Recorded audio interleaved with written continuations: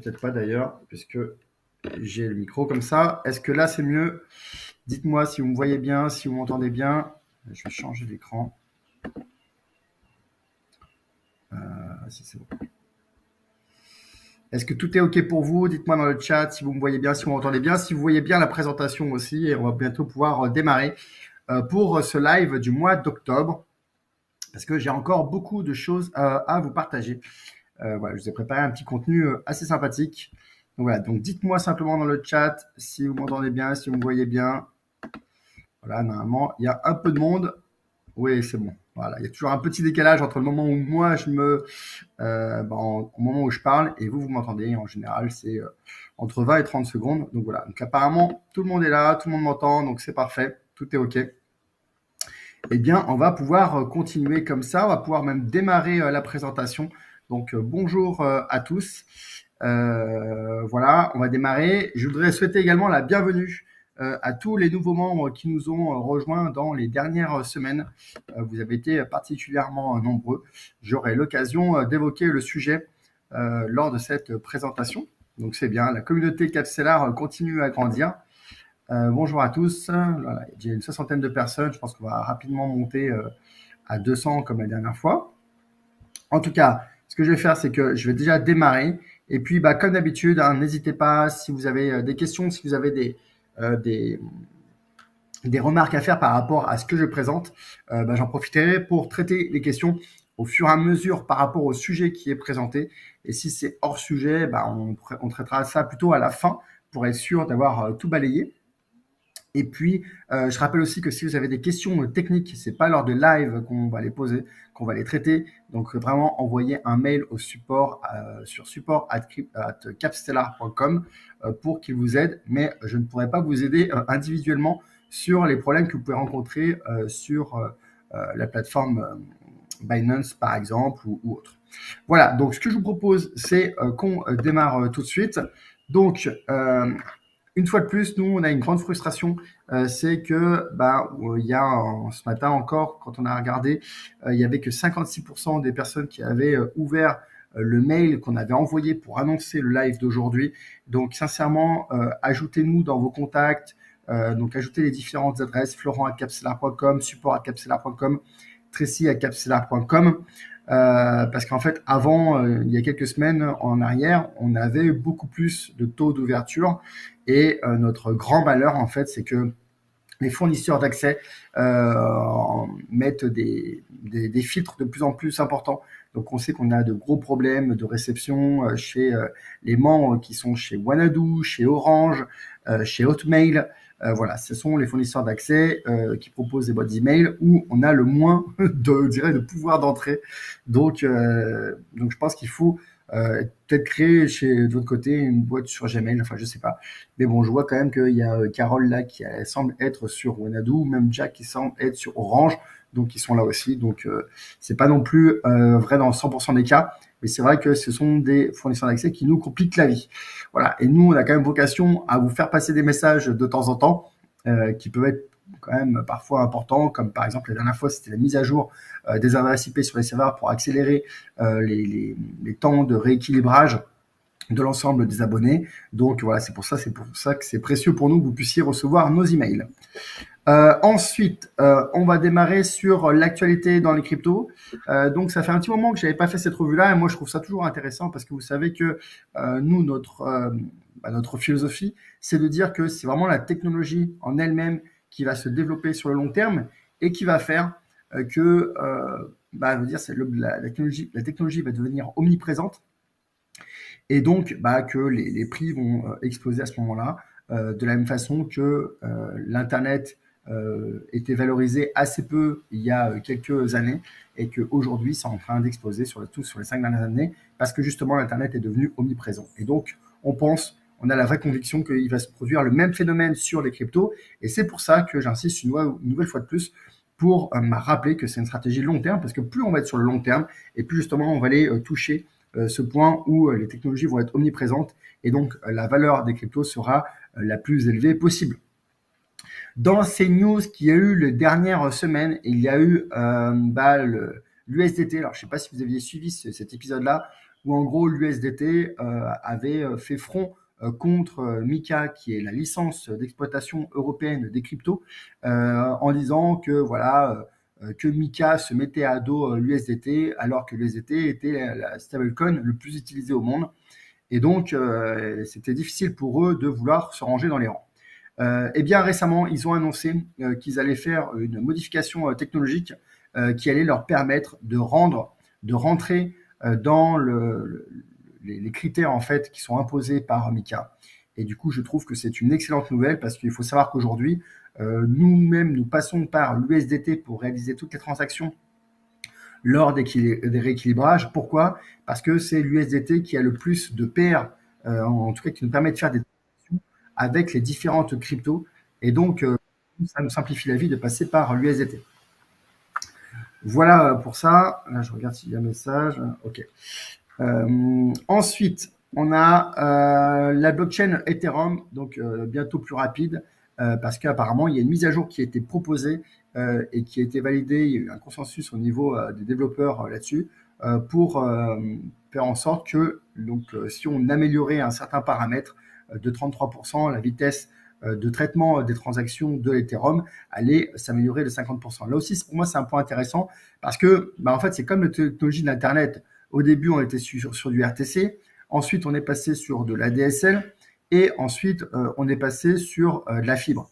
Bon, vous voyez bien que le fond de la technologie en elle-même, c'est-à-dire ce qu'elle permet de faire, n'a pas fondamentalement changé. Mais par contre, sa diffusion, elle, a changé par son accélération. En fait, dans les process. Et donc là, de savoir que le protocole Ethereum et sa blockchain, du coup, vont être plus rapides pour le traitement des transactions, eh bien, c'est une excellente nouvelle parce que ça montre que la technologie continue à se développer. Une autre information intéressante qui est le géant Visa qui a dévoilé son service VTAP, une solution pour aider les banques à tokeniser des actifs. Donc là aussi, c'est intéressant de voir comment les acteurs historiques se repositionnent sur le marché parce que Visa, on sait que c'est aujourd'hui un processeur de paiement qui permet de faire des paiements en délivrant des cartes bancaires.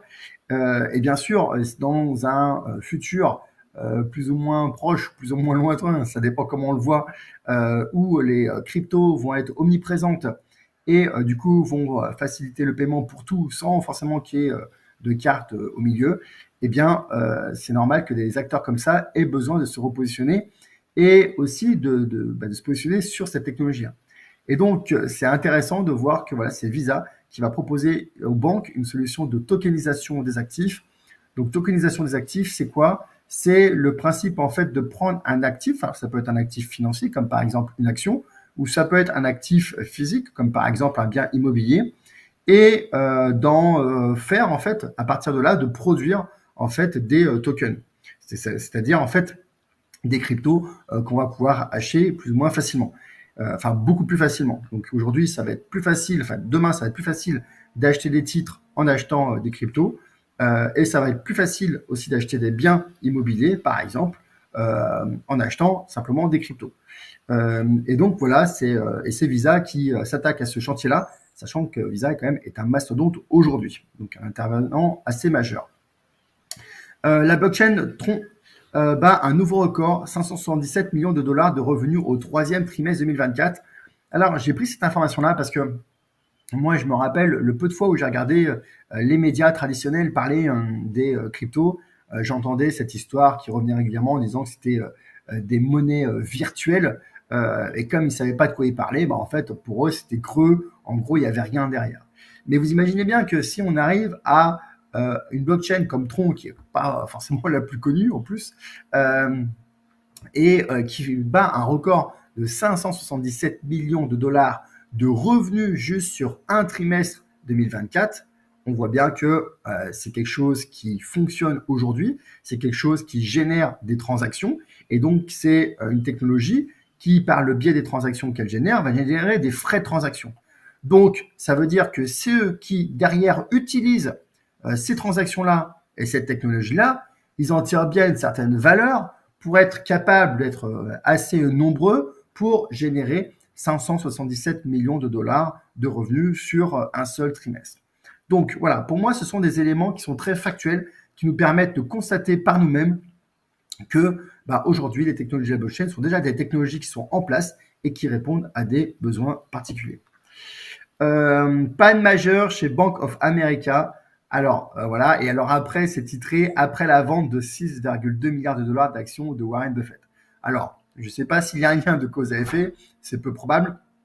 Mais l'idée, c'est quoi? L'idée, c'est de dire qu'en fait, donc, Warren Buffett a vendu 6,2 milliards de dollars d'actions de cette banque, de la Bank of America, qui est, il me semble, la deuxième banque aux États-Unis, parce qu'il a fait son choix là et qu'il ne croit plus trop dans, dans cette banque-là et qu'il pense qu'elle est à risque. Et donc, du coup, mais peu importe pour ça. Et en fait, derrière, ce qu'on a pu observer, c'est que en fait, cette banque-là a eu une panne. Et donc, attendez, parce qu'il y a quelqu'un qui veut rentrer dans mon bureau, je reviens tout de suite.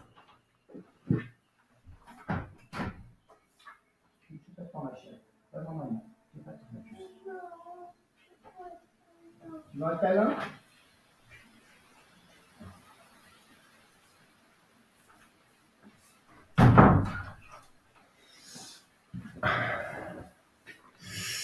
Voilà, excusez-moi, je suis désolé. Ma fille avait besoin d'un câlin et sa maman n'était pas à côté. Voilà, donc c'est moi qui ai fait le petit câlin rapide. Désolé pour ça. Donc voilà, donc ce que je disais, c'est que la Bank of America, qui est la deuxième banque des États-Unis, le plus important de cette information, c'est pas que Warren Buffett en ait vendu, peu importe, même si effectivement, je pense que ça peut avoir un impact derrière sur la santé financière de cette banque-là, mais c'est plus qu'il y a une panne majeure. Ça veut dire qu'en fait, il y a les serveurs de la deuxième plus grosse banque aux États-Unis qui ont été à plat pendant plusieurs heures. Je ne sais pas si vous vous rendez compte, mais en fait, avec les technologies de la blockchain, ces problèmes-là, ces problèmes de panne, ça n'arrive plus en fait. Ça ne peut plus arriver. Parce que justement, c'est décentralisé. Et donc aujourd'hui, on peut voir à une grande échelle, alors qu'on est quand même en 2024, enfin, je veux dire, la sécurisation des réseaux, je dirais le traitement des volumes de transactions, enfin, c'est pas quelque chose qui est nouveau pour les banques aujourd'hui. Eh bien, aujourd'hui, on voit que des banques comme la Bank of America peut être à plat sur ces réseaux à cause d'une défaillance technique. Eh bien, sachez que ça, avec le monde de la crypto, le monde de la blockchain, ça n'est plus envisageable demain, puisque justement, tout est décentralisé et qu'il n'y a plus le fait de reposer en fait toute l'infrastructure sur une seule banque. Maintenant, aussi, autre information, les ETF Bitcoin Spot enregistrent leur plus haut volume depuis 2 mois. Alors, est-ce que c'est le signe de la bull run ou pas? Ça, c'est un sous-commentaire qui m'intéresse moins. Mais on peut voir du coup que les institutionnels continuent massivement à injecter de l'argent dans le monde des cryptos. Et donc, c'est plutôt une bonne chose. Donc, elles continuent à investir, donc ça veut dire qu'elles continuent à y croire. Et il faut aussi se rappeler aussi que les institutionnels sont là pour positionner de l'argent, investir sur le long terme. Donc, c'est pas juste là pour faire un coup d'achat-revente comme beaucoup d'investisseurs. Une autre information intéressante, c'est que PayPal permettra aux comptes professionnels d'acheter des cryptos.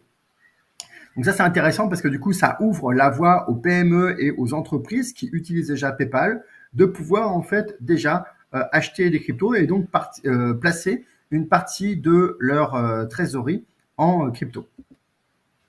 Et une autre information aussi que je trouvais intéressante, c'est que sur Polymarket, c'est un site dont j'aurai l'occasion de vous reparler, eh bien, les paris autour des élections présidentielles américaines dépassent 1 milliard de dollars. Ça veut dire qu'aujourd'hui, il y a un site qui utilise la technologie de la blockchain et qui a réussi en fait à concentrer plus d'1 milliard de dollars on va dire, c'est comme un chiffre d'affaires pour eux, même s'il n'y a pas vraiment forcément derrière de vente, je reviendrai sur le sujet. Mais en gros, l'idée, c'est que c'est un site de paris en ligne et ça parie sur un petit peu tous les événements qui peuvent se produire ou pas.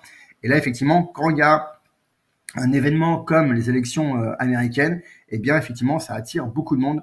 Et donc, ils ont organisé des paris autour de ça. Et ces paris ont permis de récolter 1 milliard de dollars. Donc, ça a dépassé le 1 milliard de dollars de paris en ligne. Donc, 1 milliard, une fois de plus, c'est pas quelque chose qui est neutre.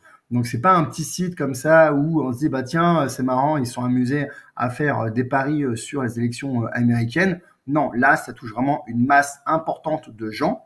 Et là, on est vraiment dans un usage de la technologie. On n'est pas juste dans un usage spéculatif de quelle va être la valeur des cryptos. Voilà. Alors, est-ce que par rapport à ça, j'ai des commentaires? Philippe, Kraken demande une mise à jour des données personnelles, faut-il le faire? Donc oui, toutes les demandes de mise à jour des données, il faut les faire. Voilà, pareil, si vous avez des difficultés, donc j'ai mentionné que tous les problèmes d'ordre technique sont à mentionner auprès du support. Voilà. Bonjour à tous, parce qu'effectivement, on continue à me dire bonjour. Je n'ai pas de mouvement sur mes comptes top 1 depuis la nouvelle entrée. Doit-on attendre le rééquilibrage avant que le mouvement s'exécute? Non, non, tout le monde est rentré au moment où on devait rentrer. Donc il faut contacter le support si vous n'avez pas été re-rentré, mais on a vérifié que tout était OK, donc c'est bon. Trop mignon, trop chou, les enfants, j'adore. C'est avec secrétaire, non, pas du tout. Bon voilà, donc ça c'était le petit épisode de Flora au milieu. J'essaie de sécuriser à chaque fois, d'être tranquille, mais vous voyez que ça existe, ça n'arrive même pas. Ça, c'est, je sais pas, il doit y avoir un truc contre moi là-dessus. Je dois absolument jouer mon rôle de beau-père de famille, même en ligne quand je travaille, donc ça doit être ça. Bref, on a passé les informations importantes pour moi sur, en tout cas, qui nous permettaient de voir que les informations, que la blockchain continue à se diffuser. Maintenant, les perspectives de diffusion des cryptos. Ça, j'ai prévu ces quelques slides-là parce qu'en fait, je sais que ça fait longtemps qu'on n'a pas parlé de ça. Mais en fait, j'aimerais quand même en rajouter une couche et vous rappeler un petit peu les fondamentaux sur quoi, en fait, quelle est la philosophie de départ de Capsela. La philosophie de départ, elle repose sur le fait que, en fait, la blockchain va devenir omniprésente. Donc, je vous ai donné quelques exemples là à l'instant avec l'actualité du moment. Mais l'idée, c'est que, voilà, comme toutes les innovations, cette innovation va se diffuser. Et donc, il y a toujours dans chaque innovation 2,5% d'innovateurs qui démarrent. Ensuite, c'est les premiers adeptes qui, eux, ils trouvent leur compte. Et donc, eux, ils sont 13,5% à rejoindre le wagon. Et c'est surtout derrière, en fait, une fois que les premiers adeptes, eux, seront convaincus et utiliseront ça, et bien en fait, c'est là qu'il y aura la majorité précoce qui va rentrer et ensuite qui va être suivie par la majorité tardive. Et il y aura toujours 16% de retardataires qui prendront plus de temps pour adopter la technologie. Maintenant, il faut faire attention parce que derrière cette courbe en cloche qui fonctionne comme ça pour toutes les innovations, eh bien, sur la blockchain et les cryptos, on a une spécificité, c'est qu'il y a deux courbes intermédiaires. En fait, il y a une première courbe qui va être un usage qui va être purement spéculatif. C'est celui qui nous intéresse, nous, c'est-à-dire d'acheter des cryptos à une certaine valeur aujourd'hui pour que dans X années, elles aient pris de la valeur et donc, à ce moment-là, on va les revendre. Et avec l'idée de faire de la plus-value à leur vente. Donc ça, c'est un usage spéculatif. Mais on est bien d'accord que quand on achète du Bitcoin, quand on achète de l'Ethereum ou quand on achète du Solana, on n'est pas en train de se dire, tiens, j'achète de l'Ethereum parce que je vais faire un smart contract ou j'achète une autre crypto pour faire telle ou telle chose. On n'est pas dans un usage vraiment de la technologie. On est juste dans un usage spéculatif. On achète pour revendre et en tirer une plus-value. Et donc, l'intérêt de ce graphique, en fait, c'est de rappeler que, en fait, c'est quand on va arriver à la majorité précoce et la majorité tardive de l'usage en lui-même de la technologie que, là, en fait, ça sera une évidence que toutes les cryptos vont exploser.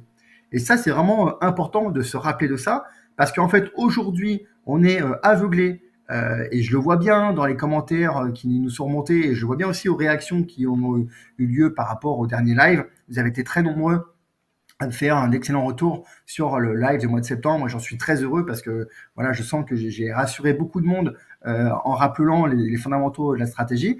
Mais je dirais que ces évolutions temporaires qui vous challenge au niveau émotionnel, c'est dû en fait que vous suivez en fait l'actualité des cours. Et l'actualité des cours, en fait, nous, elle ne nous intéresse pas fondamentalement. Puisqu'à partir du moment où on est sur du long terme, nous, ce qui va nous intéresser, c'est de se dire, OK, est-ce que la diffusion, elle continue de se perdurer? Parce que quelles que soient les fluctuations passagères, haussières et baissières, même si on est très content quand il y a un bull run, c'est pas le sujet, mais aussi quand il y aura à la fin du bull run, ça va repartir à la baisse. Et même malgré nos mécanismes où on est capable de ressortir avant la baisse complète pour justement maintenir un bon niveau de performance, malgré ça, on va quand même baisser. Et donc, il y aura toujours une frustration si vous restez sur les évolutions de marché qui sont temporaires. Donc, c'est pour ça qu'il faut en permanence se remémorer ce qu'on va chercher. Et ce qu'on va chercher, c'est, je vous rappelle, comme sur Internet, sur les 5 premières années, enfin sur les 15 premières années, ça a fait x3. et ça a de nouveau fait x3 sur les 5 dernières années. Et donc, c'est ça qu'on va aller chercher. C'est vraiment ce pic-là, c'est cette progression qui va être forte et qui va être surtout forte parce qu'elle ne sera plus en fait liée au cours, elle sera liée à la valeur des cryptos. Elle sera liée à la valeur intrinsèque des cryptos. Et en gros, aujourd'hui, la valeur des cryptos, en fait, c'est une valeur spéculative, c'est une valeur de perception que les gens ont. Et c'est pour ça qu'elles dépendent tellement des bull runs et des cycles de marché, parce qu'on n'est pas sur une valeur des fondamentaux de marché. On n'est pas sur une valeur, je dirais, de résolution de problèmes. On n'est pas sur, comme aujourd'hui, le marché de l'Internet est lié à la rentabilité des sites. Mais regardez 15 ans en arrière, ou même des sites comme Facebook n'avaient pas de business model, vous voyez bien qu'à l'époque, la valeur de Facebook, c'était une valeur en fait qui était purement spéculative. Et donc, si vous arrivez à comprendre ça, eh bien, plus vous allez comprendre ça, plus vous allez intégrer cet élément-là, plus vous allez vous détacher en fait du cours actuel. Parce que vous saurez que les cours actuels, en fait, c'est juste un cours qui est fictif. C'est une projection que les gens ont, voilà, mais surtout sur un usage spéculatif. Parce que là, je pense que dans quelques temps, elle va prendre de la valeur, je l'achète aujourd'hui. Mais prendre de la valeur, ça ne veut pas dire qu'elle aura vraiment intrinsèquement pris de la valeur en tant que résolution de problèmes technologiques. Donc voilà. Et donc nous, c'est pour ça qu'on va chercher ça. Donc on va aller chercher cette cloche-là, mais pour vraiment l'usage technologique de la blockchain. Ce qui est intéressant de voir aussi, c'est que j'ai retrouvé ça. Alors ça date de 2023. J'ai hâte d'avoir les chiffres de début 2025, du coup sur l'année 2024. Mais du coup, on avait 84% des Français qui avaient déjà entendu parler des cryptos actifs. Et donc 16% n'avaient jamais entendu parler. Donc vous voyez qu'on retrouve bien les 16% des retardataires qui, eux, n'ont toujours pas entendu parler en 2023 des cryptos. Ensuite, on avait sur ces 84, 37% qui ne sont pas réfractaires et 46% qui sont réfractaires. Alors, dans les 46% qui sont réfractaires, il y aura forcément de la majorité tardive qui va finalement être de moins en moins réfractaire quand ils verront que tout le monde les utilisera. Ensuite, ici, on a 22% du coup qui n'ont jamais acquis de crypto-actifs. Bah, eux aussi vont se retrouver dans la majorité tardive. Et on a ici 15% qui ont déjà acquis des crypto-actifs. Donc, vous voyez qu'on a déjà passé les premiers adeptes parce que ça, on était en 2023. Et donc, c'est sûr qu'en 2024, on est déjà dans la courbe de la majorité précoce en termes d'usage spéculatif. Mais on a encore beaucoup ici à récupérer rien que d'utilisateurs sur la partie usage spéculatif. Donc, c'est quand même une bonne chose, c'est que plus il y aura d'investisseurs, et forcément, plus les cours vont augmenter et la valeur va prendre de la valeur. Donc, pour l'usage spéculatif, c'est clairement aujourd'hui, on est dans, on va dire pour moi, dans le premier tiers de la majorité précoce. Maintenant, pour l'usage des technologies de la blockchain, où est-ce qu'on se situe? Pour moi, on se situe au tout début des premiers adeptes. On a passé les innovateurs, très clairement, parce que vous avez vu tout à l'heure, je vous ai parlé du chiffre d'affaires de Tron à 577 millions sur un trimestre qui est énorme. Donc, on a largement passé les geeks qui font que ça. Donc, on a passé les innovateurs, mais on est sur les premiers adeptes. Ça veut dire qu'on est sur une population d'utilisateurs pour qui les cryptos, la blockchain répond vraiment à un problème fondamental pour lesquels elles n'ont pas d'autres solutions en fait avec lesquelles elles peuvent répondre aujourd'hui. Et du coup, je vous ai fait quelques slides pour vous aider à vous projeter dans ce monde, pour vous dire, tiens, à quoi ça ressemblera l'usage omniprésent de la blockchain dont Florent nous parle tout le temps. Donc, je vous ai préparé quelques slides pour vous permettre de comprendre ça. Il faut savoir, par exemple, que moi, depuis maintenant quelques mois, j'achète tous mes billets d'avion sur la plateforme ulysse.com. Sincèrement, je vous recommande cette plateforme-là. J'ai jamais vu un service support aussi performant que ulysse.com. À chaque fois que j'envoyais un mail, j'avais un email, une réponse personnalisée, souvent dans l'heure, avec un niveau de personnalisation du mail, un niveau de qualité, d'efficacité qui est assez impressionnant. Voilà, donc ulysse.com en plus c'est un site français, donc voilà, autant les mettre en avant. Donc c'est un comparateur de billets d'avion. C'est pas forcément les moins chers, mais ils sont vraiment assez alignés avec les prix du marché qu'on peut retrouver par ailleurs. Et surtout, il y a une grande souplesse qui est un support de client qui est assez irréprochable. Eh bien, pourquoi je passe par eux? Parce que aujourd'hui, c'est les seuls à ma connaissance à nous permettre d'acheter des billets d'avion en payant par crypto. Et donc aujourd'hui, j'achète tous mes billets d'avion en crypto. Eh bien, imaginez demain, quand le marché de la crypto sera omniprésent autour de nous, eh bien, vous pourrez payer sur Amazon en crypto, vous pourrez payer sur Booking en crypto, et tout sur ces discounts pareil. Enfin, tous les grands sites de vente aujourd'hui, eh bien, vous pourrez payer en crypto. Et donc, du coup, il n'y aura plus de frein par rapport à ça. Ça sera vraiment une utilisation courante.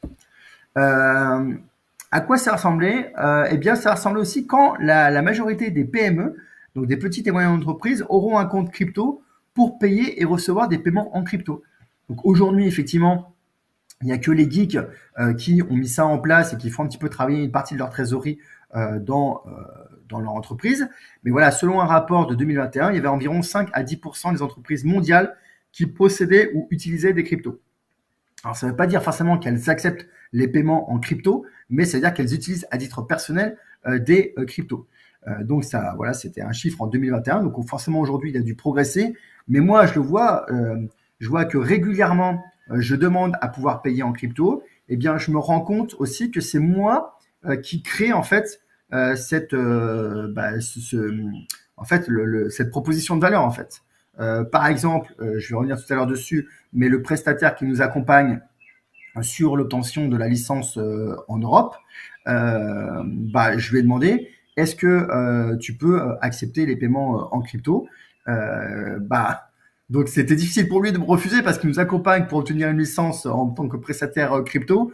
Donc, ils l'avaient pas mis en place, mais ils ont contacté un prestataire et un partenaire pour pouvoir nous le proposer. Ce qui fait qu'aujourd'hui, on paye l'intégralité de leurs prestations en crypto. De la même façon, j'ai participé à un grand séminaire. J'ai demandé est-ce que je pouvais payer en crypto. On m'a dit oui. Et puis, un deuxième séminaire auquel j'ai souhaité participer. J'ai demandé si je pouvais payer en crypto. Ils m'ont répondu non. Et leur excuse, c'était de dire que j'étais le premier à leur demander. Je serais peut-être le premier, mais je serais peut-être sûrement pas le dernier. En tout cas, ils ont refusé. Et ce qui fait que moi, j'ai pas souhaité utiliser une partie de la trésorerie de l'entreprise qui sert à payer les salaires pour payer ce séminaire-là. Et donc, du coup, je n'y suis pas allé. Et donc, voilà. Donc, il faut bien comprendre aussi qu'il est en train de se passer quelque chose. C'est qu'en fait, plus il y a de gens qui utilisent les cryptos et qui ont du cash en crypto, et plus ils vont générer dans les entreprises, en fait, des vocations à accepter les paiements en crypto. Et donc, selon une étude de Deloitte, donc cette étude révèle que plus de 75% des personnes, des entreprises interrogées dans le cadre de leur enquête, prévoient d'accepter des crypto-monnaies comme moyen de paiement d'ici 2024. Alors, je pense que c'est une étude et du coup, là, c'était un peu ambitieux. Donc, ce sera intéressant de voir l'échantillon parce que je pense qu'aujourd'hui, on est très, très loin des 75%. Voilà. Parce que je pense que moi, spécifiquement, dans mon secteur d'activité, je suis plutôt sur des entreprises qui sont en avance sur leur temps. Je travaille dans le web, je travaille sur Internet. Donc, forcément, je suis face à un public qui est plutôt avancé sur le sujet. Donc voilà, mais sachez que quand la majorité des entreprises auront un compte crypto pour payer et recevoir des paiements en crypto, eh bien là, on sera dans un nuage omniprésent de la blockchain. Un autre exemple par rapport à ça, c'est qu'il y a le week-end dernier, on était à quitter la rat race et donc il y a de nombreuses personnes qui nous ont demandé est-ce que je peux créer un compte crypto sur ma holding pour pouvoir faire travailler la trésorerie de ma holding. Voilà, donc ça, si les gens posent cette question-là, c'est qu'aujourd'hui, ils ne sont pas au courant qu'ils peuvent absolument, de façon très très simple, très facile, obtenir un compte crypto sur leur entreprise. Alors, à quoi ça ressemblera l'usage omniprésent de la blockchain? Eh bien, ça ressemblera à un moment où quand les plateformes qui seront décentralisées se multiplieront et auront des parts de marché significatives. Par exemple, donc, tout à l'heure, je vous ai parlé de Polymarket. Donc, Polymarket, en fait, c'est un site qui permet de faire des paris en ligne. Et donc, je vous ai expliqué que les paris qui concernent les élections en ce moment aux États-Unis ont réuni plus d'1 milliard de mises. Eh bien, sur ce site de paris en ligne, tout est 100% transparent. Et donc, il n'y a pas de centralisation. Donc, la seule centralisation qu'il y a, c'est une centralisation du service, mais derrière, c'est tout sur la blockchain et c'est tout 100% transparent. Quand vous faites aujourd'hui un pari sportif sur n'importe quel site de paris en ligne, n'importe quel site en dehors des paris hippiques qui ont une particularité, mais tous les sites de paris sportifs, est-ce que vous savez que quand vous jouez contre le bookmaker? Ça veut dire que le bookmaker, lui, a défini une cote et il a jaugé un risque. Et donc, il fait en sorte que si vous gagnez, eh bien, vous allez moins gagner que ce que lui va gagner. C'est-à-dire que globalement, entre les gagnants et les perdants, lui va toujours rester gagnant. Mais le problème, c'est que si vous êtes un très très bon analyste sportif et que vous devenez trop bon, eh bien, au bout d'un moment, alors il va pas vous dire, il va pas vous mettre à la porte de manière très frontale. Il va vous dire, non, mais là, cette mise-là, tu as dépassé tes limites de mise, il faut que tu te limites à cette mise-là. Donc, genre, si vous avez l'habitude de miser 100 euros, 150 euros, il va vous dire, non, mais là, pour ce pari-là, tu as le droit juste à 10 euros. Et donc, forcément, comme vous, c'est quelque chose que vous faites de manière intellectuelle et donc vous avez optimisé vos mises, bah en fait, de fait, il vous met à la porte. Pourquoi? Parce qu'en fait, il joue contre vous. Et donc, s'il identifie que vous êtes trop bon, eh bien, il vous vire. Et eToro fait la même chose. Quand vous faites de l'investissement sur eToro, comme eToro sait que 90% des investisseurs sont perdants sur le long terme, eh bien, qu'est-ce qu'ils font? Eh bien, ils misent contre vous. C'est-à-dire que quand vous faites une mise, bah eux, ils font l'inverse. Voilà. Par contre, s'ils voient qu'au fur et à mesure, vous faites des investissements et qu'au fur et à mesure, bah, vous êtes bénéficiaire et de manière trop disproportionnée, eh bien, il finit par vous virer. Parce que, bah, en fait, il n'a pas envie de jouer contre vous parce que vous êtes trop bon. Voilà. Et donc, ça, c'est un vrai problème aujourd'hui des plateformes qui sont centralisées. Bah, aujourd'hui, c'est qu'elles prennent un petit peu leurs bénéfices au milieu. Et puis, pour certaines, dans certains cas de figure, ça joue contre vous, en fait. Et donc, on pourrait imaginer que demain, des plateformes comme Polymarket, qui sont 100% transparentes, eh bien, nous offrent des services comme Booking. Aujourd'hui, Booking, il faut savoir qu'ils prennent, je crois, 17 à 20% du chiffre d'affaires. C'est énorme. Airbnb, c'est pareil, entre 15 et 20%. Vous avez des plateformes aujourd'hui comme Litchi qui organisent des cagnottes en ligne. Bon, bah, eux, ils prennent un pourcentage. Donc, le sujet, c'est pas de dire ils prennent un pourcentage. Je veux dire, s'ils apportent de la valeur, c'est bien qu'ils prennent un pourcentage. Mais si demain, avec la blockchain, on peut obtenir la même valeur, bah, du coup, avec juste des frais de transaction, bah, vous pensez vraiment que ces sites-là, s'il y a un niveau de qualité dans la plateforme et le service qui est apporté, si vous pensez qu'il y a le même niveau de qualité, est-ce que vous pensez que les gens vont continuer à payer plus cher sur Booking? Parce que forcément, il y a quelqu'un qui paye. Si demain, il y a une plateforme qui propose un Booking sur la blockchain avec du coup juste des frais qui sont limités aux frais de transaction, bah, vous imaginez bien que le 17%, ils vont partir du côté de l'hébergeur et deux, ils vont partir ici en remise du côté de l'hébergé. Donc en fait, tout le monde est gagnant dans ce système de la blockchain.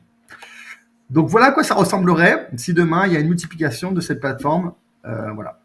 Ça ressemblera aussi à ça, c'est-à-dire que les banques considéreront que les flux crypto, en fait, c'est des transactions standards. Voilà, ce n'est plus des transactions atypiques où il faut vous demander des courriers de désengagement, de responsabilité pour vous faire peur parce que vous faites un virement sur tel compte en crypto, etc. etc. Demain, ça deviendra banal. Donc aujourd'hui, il y a des banques comme Revolut qui vous permettent d'acheter des cryptos et qui sont crypto-friendly. Donc il y a certaines banques qui sont crypto-friendly. Mais aujourd'hui, les banques qui sont crypto-friendly, c'est plutôt des banques qui sont des challengers. Voilà. Eh bien, demain, les plus grosses banques finiront par s'y mettre. Et aujourd'hui, en fait, elles jouent la montre pour pouvoir préparer leurs produits et être prêtes. Voilà, dans un avenir, à mon avis, assez proche, vous allez voir que le revirement de situation, ce sont les banquiers qui vont proposer eux-mêmes d'investir dans les cryptos. Mais bon, peu importe le côté investissement, mais la partie juste transactionnelle, voilà, ce sera plus une anormalité de placer de l'argent sur un compte crypto. Ça sera devenu normal. Mais bien sûr, en face de ça, il y aura tous les éléments du régulateur pour contrebalancer. Un autre indice qui pourra nous dire que voilà, on est dans un usage omniprésent de la blockchain, c'est quand on n'aura plus à passer devant le notaire ou beaucoup moins, parce que en fait, l'acquisition d'actifs, que ce soit des biens immobiliers ou divers biens, pourra être acheté via de la tokenisation. C'est-à-dire que plutôt que de passer devant un notaire et de faire un compromis de vente, etc., eh bien, vous pourrez acheter un appartement ou une fraction d'un appartement ou une fraction d'un immeuble sur Internet, simplement en achetant des cryptos ou en achetant des tokens. Donc ça, c'est déjà mis en place par le plus gros site qui fait ça, c'est Realty. Voilà. Donc vous pourrez aller sur le site pour voir un petit peu à quoi ça ressemble. C'est realty.co. C'est un site qui est très bien fait. Mais voilà. Donc aujourd'hui, c'est un truc qui est marginal. Les notaires sont vraiment dans une génération où pour eux, c'est très très difficile de se mettre à ça et de concevoir ça. Il faut savoir que la signature électronique, elle est quand même extrêmement récente chez les notaires parce qu'eux, ils aiment bien que vous vous déplaciez à leur bureau. Donc voilà, pour eux, ça va être encore un concept. Mais dans quelques années ou 10, 15 ans, 20 ans, voilà, ça sera en fait le lot commun sera que en fait la plupart des biens immobiliers seront tokenisés. Quand ça sera vraiment omniprésent, alors je pense que là on a encore aussi un gap un peu supérieur, c'est quand les principaux documents d'authentification, et donc les diplômes, les permis, les passeports, les pièces d'identité, tout ça, seront remplacés par des Soulsbound tokens. Un Soulsbound token, c'est comme un NFT. Donc un NFT, c'est un droit de propriété qui est inscrit sur la blockchain. Donc en gros, un NFT, c'est de dire, tiens, il y a par exemple ce bien immobilier, on va dire cet appartement, il y a un NFT qui est rattaché. Donc si vous êtes propriétaire du NFT, vous êtes propriétaire de l'appartement auquel le NFT correspond. Ok? Donc vous êtes propriétaire du NFT, donc le NFT, c'est inscrit sur la blockchain que c'est vous qui en êtes le propriétaire. L'intérêt du NFT, c'est que vous allez pouvoir le revendre ou vous allez pouvoir le transférer. Donc vous pouvez dire, tiens, aujourd'hui le NFT est à moi, je le vends à un tel pour tel prix, et donc il y a une transaction qui est faite sur la blockchain qui fait que maintenant le NFT est à lui. Le Soulsbound token, c'est comme un NFT, donc c'est un droit de propriété qui vous appartient, sauf que c'est pas vous, c'est pas vous qui l'avez acheté, c'est pas un achat en fait, ça a été transmis par un organisme. Et donc demain, si l'État décide de transférer en fait un passeport, je dirais numérique, tokenisé sous forme de Soulsbound token, eh bien en fait, ça sera impossible de faire de la falsification de documents. Donc aujourd'hui, en fait, ils ont mis en place des éléments de plus en plus techniques pour rendre compliqué la falsification des passeports, des pièces d'identité, des permis de conduire et des diplômes, avec différents papiers, etc., avec de l'ADN, machin. Mais demain, avec les Soulsbound tokens, il n'y a plus besoin de ça. Et si vous avez un élément comme le permis ou avec un système de points, eh bien, rien n'empêche l'État, justement, comme c'est un Soulsbound token, de le récupérer parce qu'il n'y a plus le respect des critères pour préserver ses permis de conduire. Donc voilà, donc ça c'est encore une étape encore supérieure parce qu'on sait que l'administration, l'administration globale des États, c'est quand même, ça rame. Enfin moi je sais que ici à l'île Maurice, la plus grosse problématique de l'ambassadeur en ce moment, c'est quand même de gérer la file d'attente des demandes de passeport. Donc vous voyez qu'on est encore loin d'être sur ces sujets-là. Mais voilà, c'est pour vous donner une fois de plus des indications sur à quoi ça va ressembler quand la blockchain sera omniprésente. Parce que je peux comprendre aussi que pour vous, la blockchain, c'est une innovation, on en parle, mais c'est surtout pour vous, en fait, on parle surtout en fait de la partie spéculative et donc des prix de marché, ça monte, ça descend. Mais j'imagine que vous avez peut-être du mal, vous, à vous projeter dans à quoi ça correspond en fait tous ces usages. Donc c'était pour ça que je voulais faire quelques slides comme ça pour vous rappeler un peu ces éléments-là et pour vous permettre justement de mieux comprendre qu'est-ce qu'il y a derrière ces technologies et à quel moment en fait vous allez vraiment, quels sont les différents éléments qui vont se mettre en place pour faire prendre conscience que vraiment ça se met en place de manière assez importante.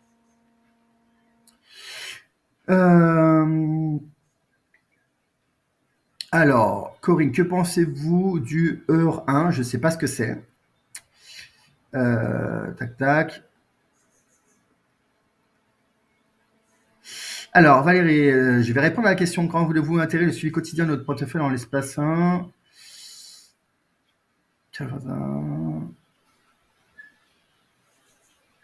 Alors, Valérie, il faudra préciser la demande. Parce qu'on a. Valérie, en fait, c'est l'extrême opposé de ce qu'on veut faire. En fait, pouvoir suivre au quotidien l'évolution du portefeuille, c'est l'extrême opposé de ce qu'on veut faire. Nous, on veut que vous en occupiez le moins possible. Et là, avec cette série de slides que je vais vous présenter, l'idée, c'était de vous projeter le plus loin possible pour que vous soyez le plus détaché possible de ce qui se passe au quotidien. Donc là, si vous voulez qu'on suive au quotidien la valeur de votre portefeuille avec un graphique qui va vous faire passer par tous les états parce que justement, ça va baisser, ça va monter, ça va baisser, sincèrement, c'est l'opposé de ce qu'on recherche. Donc Valérie, sincèrement, c'est vraiment l'opposé de ce qu'on recherche. Nous, au contraire, on veut rester serein et on veut à la limite regarder notre portefeuille une fois par an et encore, et encore. Moi, sincèrement, je le regarde jamais. Je vous promets, je regarde jamais. Tac, tac, tac. Est-ce un bon moment pour rajouter du capital? Je rappelle ce que je rappelle à chaque fois, c'est qu'à chaque ajout de capital est fait pour du long terme. Donc, si vous voulez ajouter aujourd'hui du capital, faites-le, mais pour 4 ans minimum. Voilà. Et c'est oui, en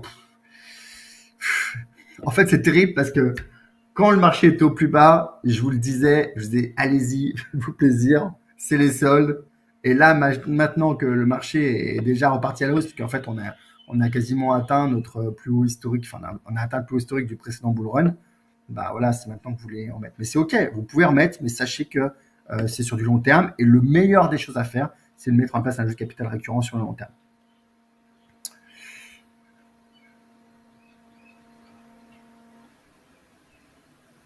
Alors, pour que les paiements en crypto généralisent, il faudrait que chaque achat cesse de générer un événement fiscal. Oui, Thierry, mais après, ça viendra avec l'usage. En fait, il faut. Oui, c'est la poule et le couteau, ça.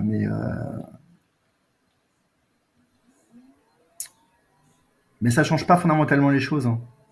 Parce que, en fait, faut pas considérer que parce que vous payez quelque chose avec la crypto, vous générez de l'impôt. C'est pas vrai. Vous générez un événement fiscal qui potentiellement peut générer de l'impôt. Mais c'est pas, vous ne générez pas de l'impôt. Quand j'entends que les frais de Castellar génèrent de l'impôt, c'est faux. C'est vraiment faux. Voilà. Mais par contre, je ne vais pas faire un zoom là-dessus, mais on aura peut-être l'occasion d'en parler un peu une autre fois. Attendez-nous sur les banques qui proposent des paiements en crypto. Alors moi, j'en ai pas de mon côté. Est-ce que les marchés asiatiques investissent sur les cryptos de manière importante? Oui, oui, de manière très très importante. Les notaires, c'est bien. Oui, il n'y a pas de jugement de valeur sur les notaires. Quel est l'intérêt de payer en crypto? Bah, si vous avez de la trésorerie en crypto, bah, ça vous permet d'utiliser. Si vous avez un compte, vous avez X somme d'argent, un autre compte X somme d'argent, un autre compte X somme d'argent, et que vous avez une carte bancaire pour chacun des comptes, bah, vous allez utiliser la carte bancaire en fonction du compte là où vous avez de l'argent. Bon, bah, voilà. Bah, là, c'est le même principe. Hélène, merci de nous confirmer que nos fonds sont déposés chez Binance ou Kraken, ou que toutes les opérations d'arbitrage sont faites sur ces plateformes. Donc les fonds ne sont pas déposés chez Castellar. Alors oui, Hélène, mais Hélène, en fait, quand on installe le logiciel avec vous, on l'installe sur votre compte. Donc nous, à aucun moment, on détient les fonds des clients.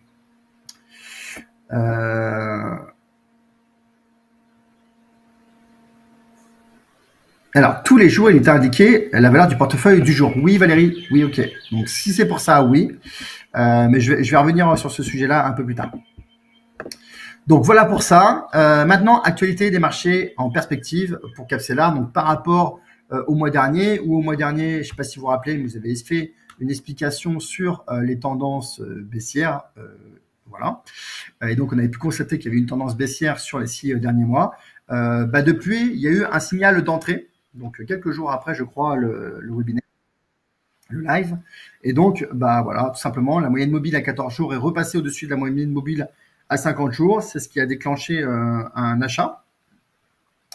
Et voilà, donc nous, maintenant, ce qu'on va surveiller, c'est que cette moyenne mobile à 14 jours reste bien au-dessus de la moyenne mobile à 50 jours. Donc, tant qu'elle reste au-dessus, c'est plutôt bon signe. Ça veut dire qu'on est sur une tendance qui est haussière.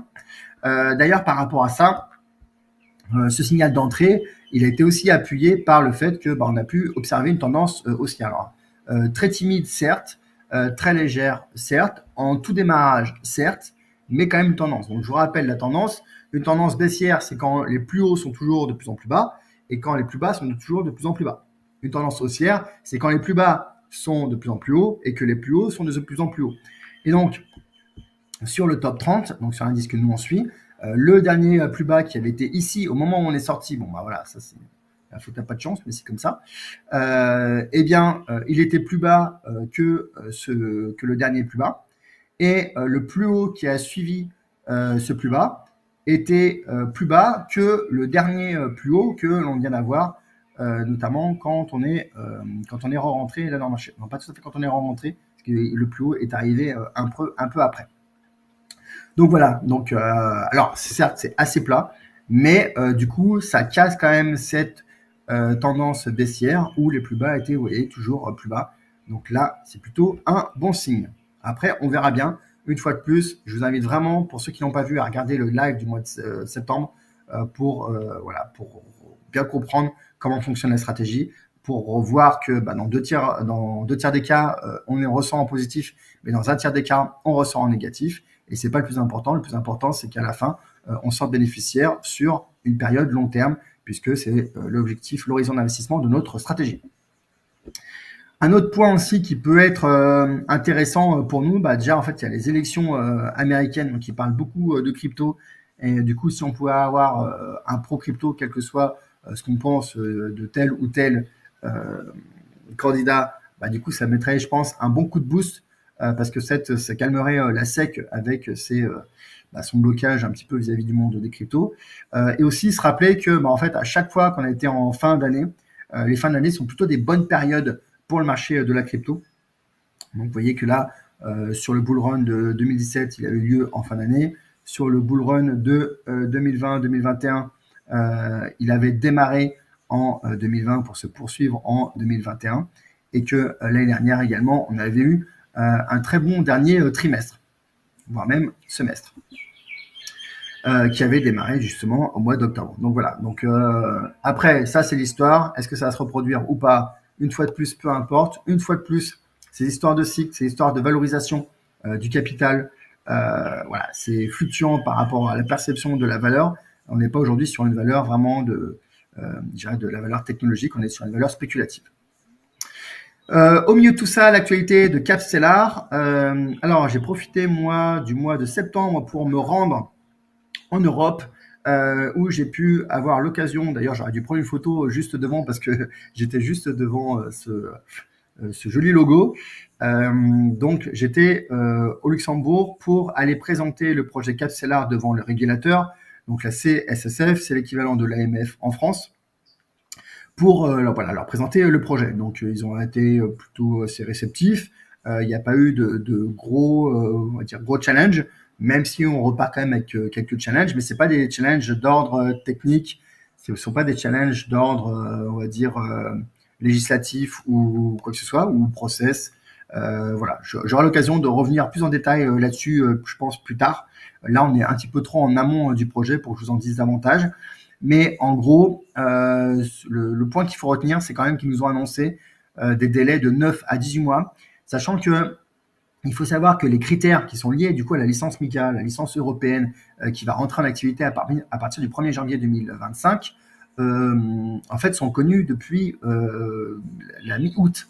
Donc la mi-août, il faut savoir que nous, on leur a tout de suite demandé un entretien, un rendez-vous, qu'on a obtenu le 26 septembre. Donc on a été, je pense qu'on fait partie des tout premiers dossiers à être entendus pour obtenir la licence MiCA. Et ils nous ont annoncé 9 à 18 mois. Et on a bien vu qu'il leur manquait également des éléments. Ils nous ont dit que sur certains aspects, il leur manquait encore des éléments et qu'ils allaient bientôt nous les fournir. Donc voilà, je trouve ça assez fou qu'en fait, ils nous annoncent 9 à 18 mois pour l'obtention d'une licence, sachant que normalement, la loi rentre en application à partir du 1er janvier. Ça veut dire qu'eux-mêmes reconnaissent que c'est impossible d'avoir la licence MiCA à partir du 1er janvier. Donc voilà, en tout cas maintenant, nous, on est clean auprès d'eux, on a initié le projet, et donc maintenant on est en interaction régulière avec eux pour leur envoyer tous les éléments d'information. Moi, mon ambition étant quand même qu'on obtienne cette licence au premier semestre 2025, même si j'ai bien senti que pour eux, c'était un challenge quasiment insurmontable. En tout cas, moi, c'est le niveau d'exigence que j'ai vis-à-vis de notre équipe pour leur monter le dossier. Parce qu'il faut savoir que de notre côté, en fait, on est quasiment prêt sur l'intégralité des sujets, parce que ça fait longtemps qu'on travaille là-dessus. J'en ai profité d'être au Luxembourg pour visiter la LHOFT, qui est un copain de Lost, donc qui est la maison en fait des startups. Et donc là, c'est la maison en gros des startups liées aux technologies de la finance. Et donc ça, c'est génial parce qu'en fait, il y a vraiment tout un écosystème qui est déjà en place au Luxembourg et dont on va pouvoir profiter. Donc on va prendre un bureau là-bas qui va nous permettre de profiter de tout l'écosystème fintech et crypto au Luxembourg, qui est une très belle place de marché financière en Europe et qui va nous permettre en fait d'avoir un siège commercial pour commercialiser Capstellar sur l'intégralité du marché européen. Voilà, il y a eu également mon intervention à quitter la rat race, donc un des plus grands séminaires liés à la gestion des revenus et des investissements donc en France. J'imagine que la plupart d'entre vous le connaissez. Donc voilà, donc Cédric, qui est un ami qui organise ça, m'a proposé d'intervenir, ce à quoi j'ai accepté avec grand plaisir. Et puis du coup, on en a profité aussi pour prendre un stand. J'avais déjà évoqué ça, je pense, la dernière fois. Donc merci à Marie-Alix, à Daniel, à Christ-Olivier et à Alexa qui étaient là avec moi pour tenir ce stand et répondre à toutes les questions. On était très très fortement sollicités puisque au final, on a eu un grand succès avec 135 inscriptions durant le week-end. Donc voilà, de nouveau, bienvenue à tous les nouveaux qui nous ont rejoints à l'occasion de cet événement live qui était la Rat Race en région parisienne. Et puis voilà pour ça. Je vais regarder si du coup il y a eu d'autres questions.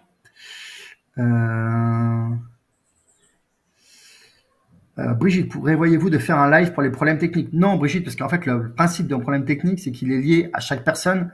Et donc, c'est pour ça que vous avez la possibilité de réserver des rendez-vous en visio avec les membres du support.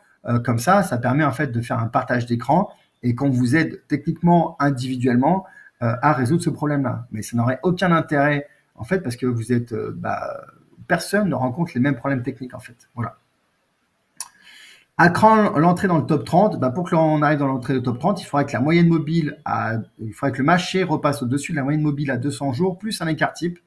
J'avoue que c'est pas un indicateur que j'ai regardé récemment, parce qu'une fois de plus, moi, ce que je fais, c'est que une fois que la stratégie elle est appliquée derrière, il faut juste, voilà, elle est connue, elle est appliquée, il y a un algorithme, il faut la laisser s'appliquer. Si aujourd'hui il n'y a pas d'intérêt à investir dans le top 30, on ne va pas investir dans le top 30. Quand le marché va vraiment repartir à la hausse, et du coup qui va dépasser cette moyenne mobile à 200 jours plus un écart type, et bien là, ça sera significatif. Et donc, effectivement, les top 30 va prendre le relais sur le top 5. Mais aujourd'hui, ce n'est pas l'actualité. Fabienne, alors des fois, on ne reçoit pas les messages. Des fois, moi, alors il faut savoir que je reçois tous les messages du support. Et parfois, vous nous dites, j'ai envoyé ce message il y a plusieurs jours, je ne l'ai pas reçu. Et moi-même, je ne l'ai pas reçu. Donc, ça veut dire que ce n'est pas forcément le support qui ne vous répond pas, c'est que parfois on ne le reçoit pas. Et donc, voilà, il y a des choses qui nous échappent par rapport à ça. Donc, n'hésitez pas à relancer et à renvoyer des messages. Voilà. Et peut-être que du coup, on va mettre en place, je sais pas, il faut qu'on réfléchisse à un système qui vous garantisse effectivement, vous, qu'on est bien reçu. En tout cas, ce qui est sûr, c'est qu'on doit vous répondre sous 24 heures à toutes les questions qui nous sont posées par mail. 24 heures ouvrées. Donc, c'est certain que le 3 octobre, c'est pas normal. Donc, ça veut dire qu'on ne l'a pas reçu. Claire, oui, pour les nouveaux adhérents, on aura accès au live précédent. Ou alors, oui, dans la zone membre, sur le menu de gauche, il y a le 4e menu qui est le menu ressources. Et tout en bas de ressources, il y a en fait l'intégralité des replays des lives des mois précédents. Et donc, je vous invite vraiment à regarder le précédent live. Voilà, bon, après... vous n'êtes pas obligé parce que l'idée, c'est vraiment de suivre l'actualité des cryptos.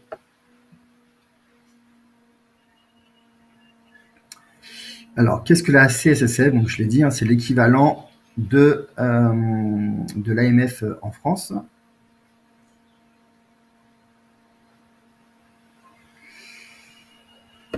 Ah, j'ai fait une faute dans le QLRR, c'est possible. Excusez-moi.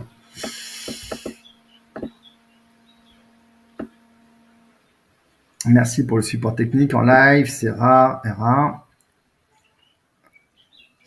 En fait, je n'arrive pas à prendre un rendez-vous par mon espace membre. Eh ben, faut envoyer un mail pour prendre rendez-vous du coup.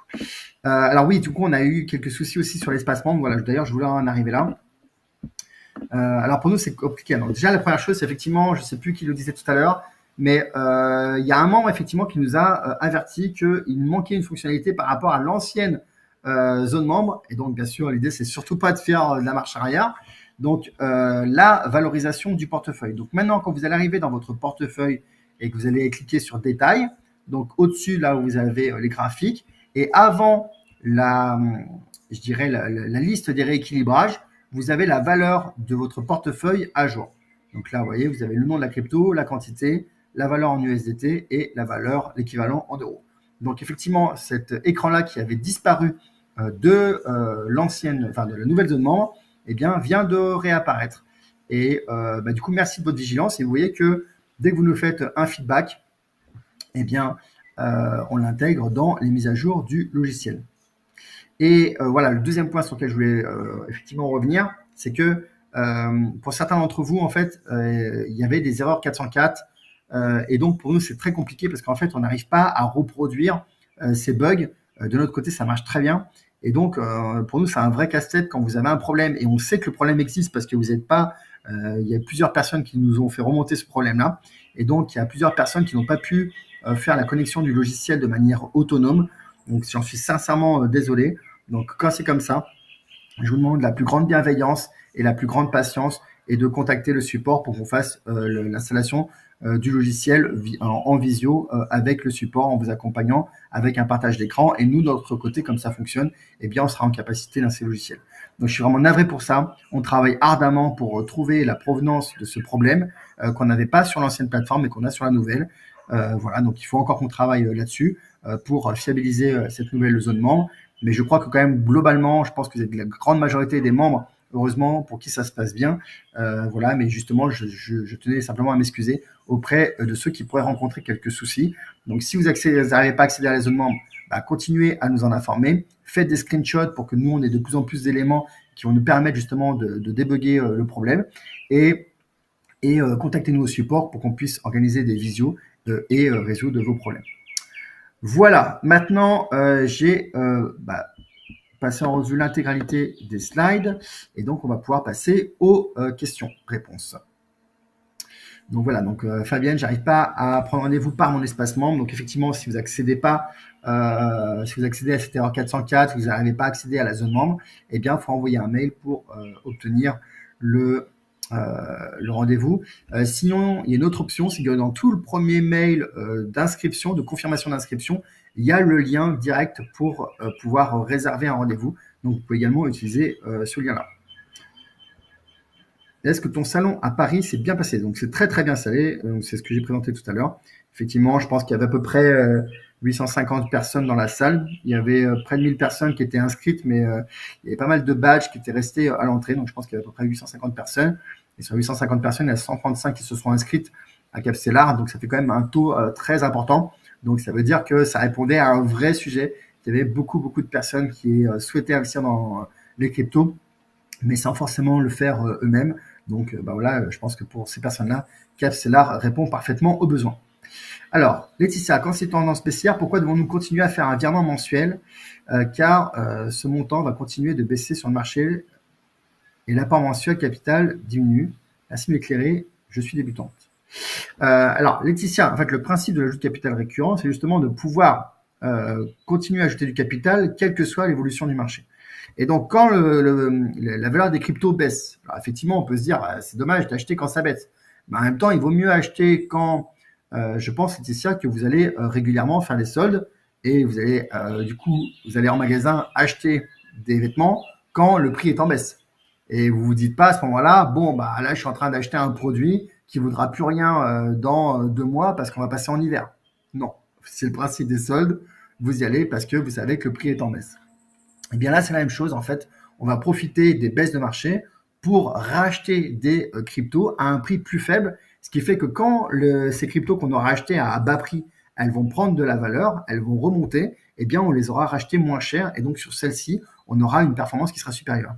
Ce qui fait que globalement, en fait, quand on fait un ajout de capital récurrent tous les mois, quelle que soit la période, eh bien, effectivement, on en rachète quand on est au plus haut, on en rachète quand on est au plus bas. Mais du coup, ça permet de lisser le coût d'acquisition des cryptos. Et comme on sait qu'on est sur un marché qui est haussier sur le long terme, et de manière structurelle, on sait que le prix moyen de notre crypto qu'on aura acheté sur le long terme, mois par mois, sera toujours inférieur au prix futur qui lui sera plus haut. Donc voilà, donc c'est un moyen mécanique et de manière stable et fiable et statistique d'investir dans le crypto de manière plus performante et de manière plus sécurisée. Voilà Sonia, donc du coup j'en ai profité, je pense que ça répond aussi à la question de faire un point sur les virements récurrents.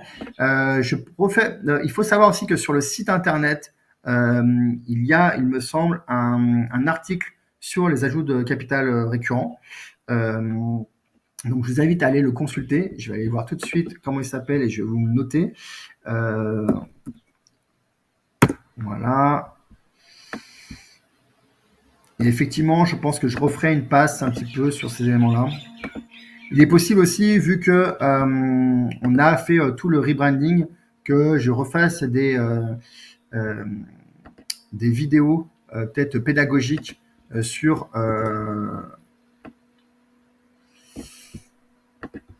les différents aspects.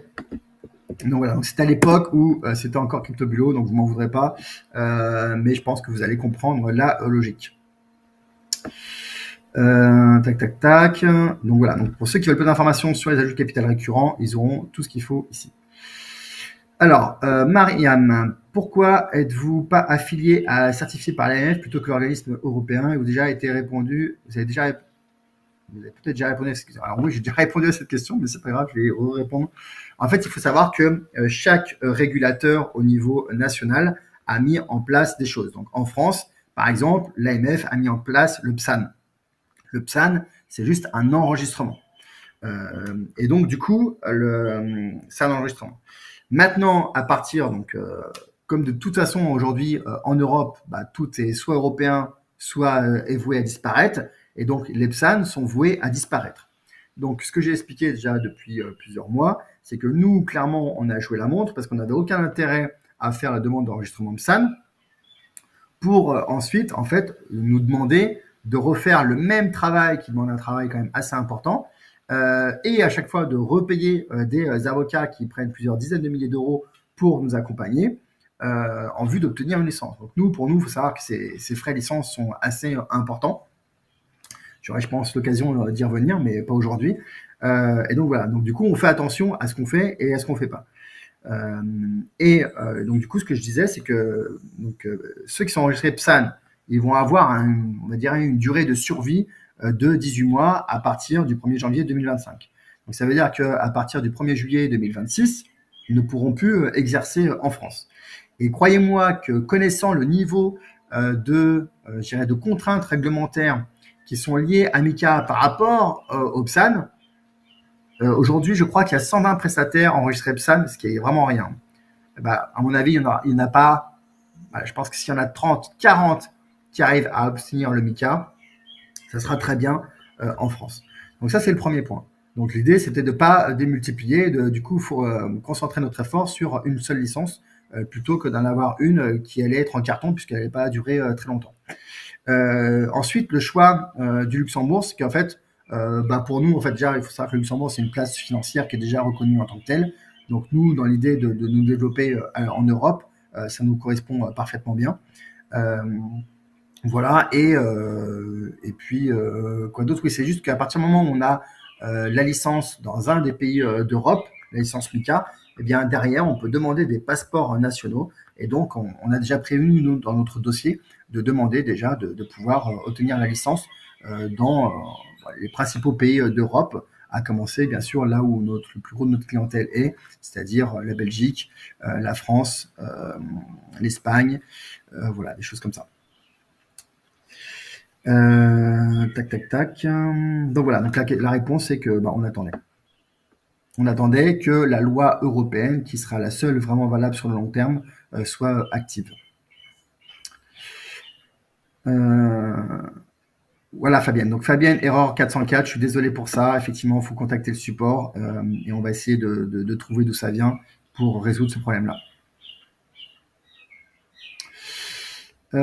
Peut-on savoir à quelle date le rééquilibrage est fait? Ceci afin de pouvoir... Alors, le rééquilibrage est toujours fait à la même date. Donc, en dehors des entrées et de sorties, où là, si tout le monde sort et tout le monde rentre le même jour, sinon, en dehors de ça, c'est toujours à la même date. Donc, il faut avoir les anciens rééquilibrages. Si vous avez un doute par rapport à ça, c'est pareil, vous pouvez envoyer un mail au support et on vous répondra. Est-ce qu'il serait possible d'ajouter cette valeur de PMP de notre portefeuille? Je ne comprends pas ce que c'est que cette question de PMP. Je ne sais pas ce que c'est que le PMP, Eleonore, je suis désolé. Peut-on ajouter des fonds ponctuellement plutôt que des versements récurrents? Ces sommes ponctuelles sont-elles investies automatiquement? Alors, Vous pouvez ajouter des fonds comme vous le voulez. En fait, c'est vous qui contrôlez votre argent. Maintenant, et oui, à chaque fois que ça sera ajouté sur votre compte, ça sera rééquilibré lors du prochain rééquilibrage. Maintenant, ce que j'ai expliqué à de multiples reprises, c'est que plus vous allez faire des ajouts ponctuels et plus vos ajouts ponctuels vont jouer sur la performance long terme du logiciel. Pourquoi? Parce que quand vous faites des ajouts ponctuels, vous ne le faites pas de manière structurée, vous ne le faites pas de manière organisée, vous ne le faites pas de manière sécuritaire, vous ne le faites pas de manière pondérée, vous le faites de manière émotionnelle. Et donc, si le marché monte et que vous mettez du capital et ensuite le marché baisse et là vous commencez à en retirer et que finalement après ça remonte, vous en remontez, vous en remettez, eh bien en fait vous allez avoir un effet, vous allez mettre le plus de votre capital au plus haut et le moins de votre capital au plus bas. Et donc en fait vous allez enrayer la performance et vous allez même avoir une influence qui va être plus importante sur la valeur de votre portefeuille, la valorisation de portefeuille, que la stratégie en elle-même. Donc c'est pour ça que donc peut-on ajouter? Donc techniquement oui. Maintenant je vous le déconseille. Je vous le déconseille parce que mais parce que c'est factuel. Vous ne pouvez pas être bon à ce jeu-là. Si vous étiez bon pour savoir quand est-ce qu'il fallait ajouter du capital, vous n'auriez pas besoin de Capstellar pour investir. Vous sauriez quand il faut rentrer dans le marché, quand il faut revendre, et voilà. Mais ça, ce qui paraît simple sur un graphique d'historique, c'est très compliqué quand on le vit au jour le jour. Donc voilà. Après, si maintenant ce sont on va dire, des événements aléatoires, je ne sais pas, par exemple, une prime de fin d'année, un cadeau d'anniversaire, un héritage, oui. Parce que là, du coup, c'est pas votre émotion qui vous dit tiens, le marché monte, on va mettre du capital pour que ça fasse encore plus prospérer. Là, vous êtes dans une logique de dire tiens, j'ai du capital, je cherche à le placer, bon bah autant en placer une partie sur Capstellar. Donc là, ok, toujours avec l'idée que chaque ajout de capital est fait pour du long terme.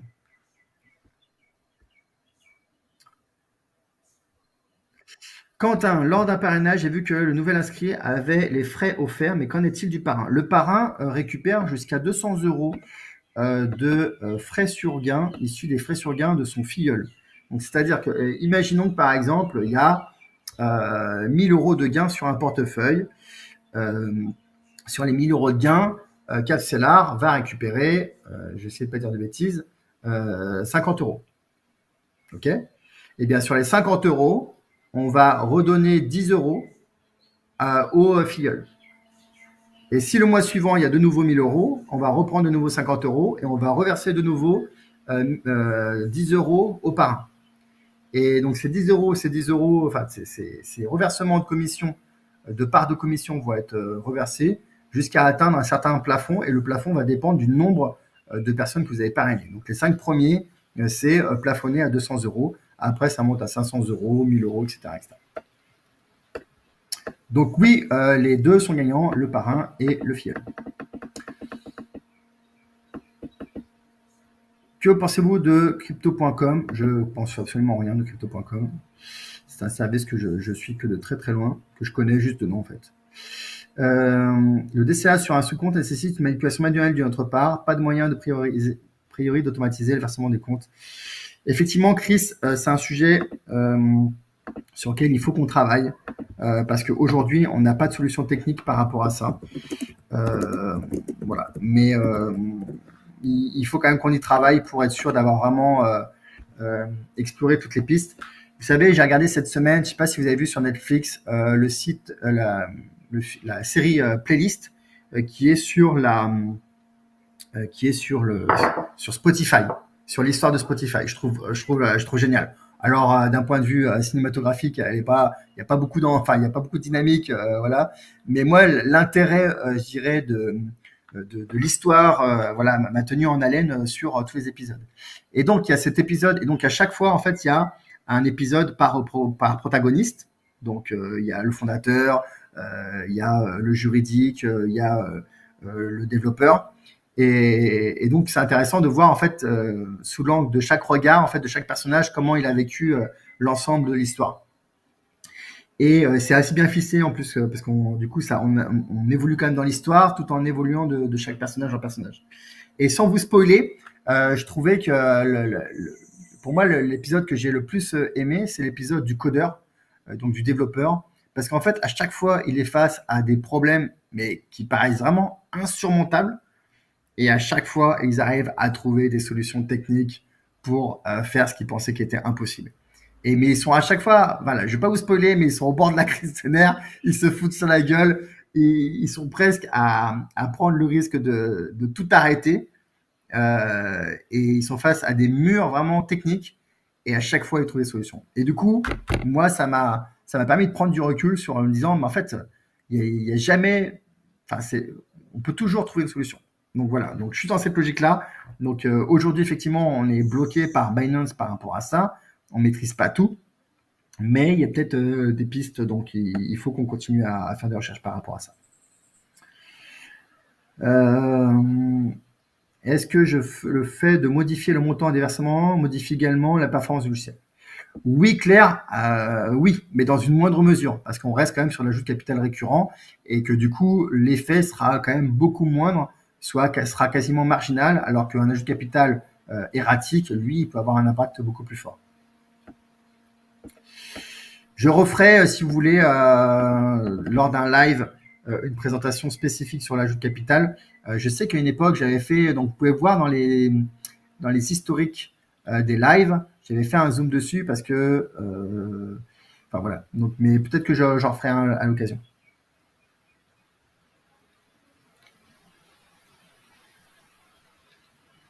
Alors, merci. C'est parce que mon virement a été rejeté par Binance. Je n'ai rien trouvé sur le site de Binance. Je pense que je vais peut-être pas verser beaucoup à chaque fois.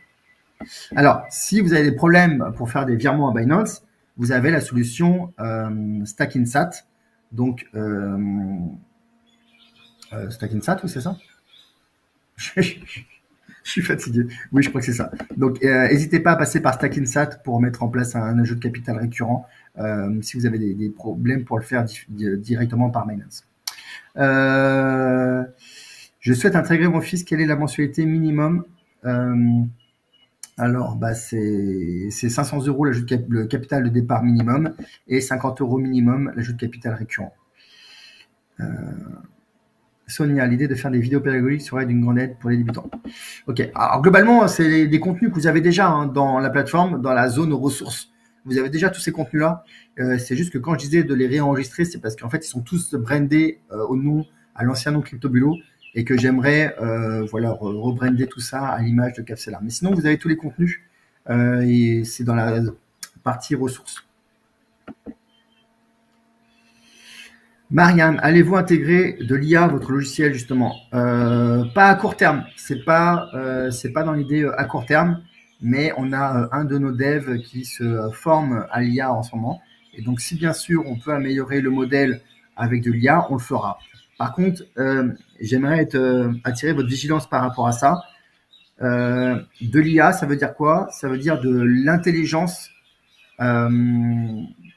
et qui va computer en fait. C'est-à-dire qu'il va modifier le modèle et qui va réagir au modèle par rapport à l'actualité du marché. Aujourd'hui, pour moi, une des forces de Capsela, c'est d'être sur des fondamentaux de marché. On n'est pas sur de la suroptimisation. Et donc, d'une intelligence artificielle, c'est en fait, de perdre cet aspect de 100% transparent sur l'algorithme. Aujourd'hui, enfin, je ne sais pas si ce que vous pensez ça, mais moi, je trouve que c'est extrêmement précieux que vous puissiez avoir toutes les formules de calcul, que vous ayez une transparence totale. Alors, bien sûr, je sais bien que tout le monde ne comprend pas forcément toutes les formules de calcul qui sont appliquées, mais en tout cas, moi, j'ai toujours été 100% transparent sur toutes les formules qu'on applique. Et donc, les plus matheux d'entre vous savent que ça tient la route. Et à partir du moment où on va mettre de l'intelligence artificielle là-dedans, bah, on va perdre la transparence. Parce que forcément, en fait, ça sera adapté. Ça sera de la databilité, l'intelligence artificielle. La force de l'intelligence artificielle, c'est de s'adapter aux situations. Donc voilà. Donc, si on avance sur ce sujet-là, c'est pas du tout dans nos priorités du moment, je tiens à vous le dire. Mais si on avance sur ce sujet-là, ce sera probablement l'objet d'un autre produit qui sera différent de Capsela, parce que pour moi, on va vraiment perdre un des éléments, un des points fondamentaux pour moi qui font la valeur de Capsela. Stack Insat. Alors,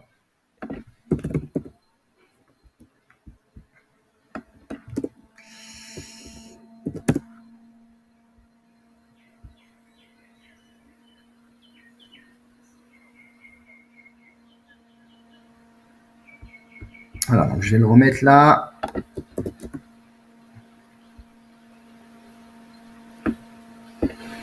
Alors non, Stack Insat ne fait pas des cartes de Visa. Stack Insat, l'objectif de Stack Insat, c'est de vous permettre en fait d'avoir un prestataire qui est anonymisé en France, sur lequel vous allez pouvoir faire des virements, sur lequel vous allez pouvoir faire des virements, et les virements vont être automatiquement transférés sur votre wallet Binance en Bitcoin. Et donc l'intérêt, c'est que si aujourd'hui vous passez par une banque qui n'aime pas les cryptos et qui vous bloque les virements vers Binance, identifie que c'est Binance, eh bien vous pouvez faire un virement vers Stack Insat qui lui va automatiquement transférer l'équivalent de cet argent-là en Bitcoin sur votre compte. Donc c'est ça l'intérêt de Stack Insat. Bruno, clairement la transparence est vitale, pas dire.